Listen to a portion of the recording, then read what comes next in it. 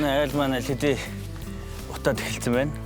Гэхдээ нотлогын процесс бол айгүй удаан явд юм байна те. Ойлоо юм шүү те. Тий. Тэгэхээр чин ланч хийж идэх те. Сая нэг махараад гэсэн чинь нэг мах идмээр санагдаа. Тэгээд би Prime Meat-ийн ribeye steak-нүүд гисгэсэн байгаа. Танаар гоо стейк шаруулж идэх юм уу гэж бодлоо. Йоо тэгтээ.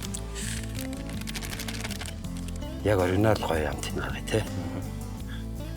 Тэг яг нөгөө таан хүмүүлтэй яг ориг Монгол хамт гаргаж штэ. За яг классик гэвэл тэгэл давс перч хоёр.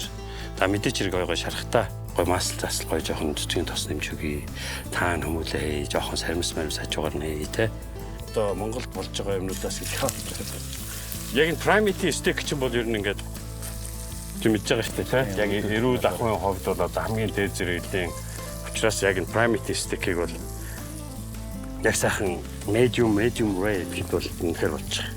Нөгөө маслын гоё юу болж байгаа ч brown butter бор масл болж байгаа ч одоо ингээд жоохон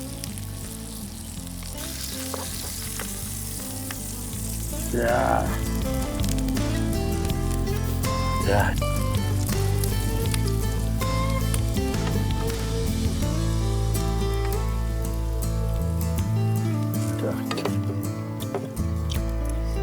Du bist das gut bei der. Machen wir ja mal ruhig. Das Beste, gut. Эднийх нь амтнгаа араас нь олж ирсэн.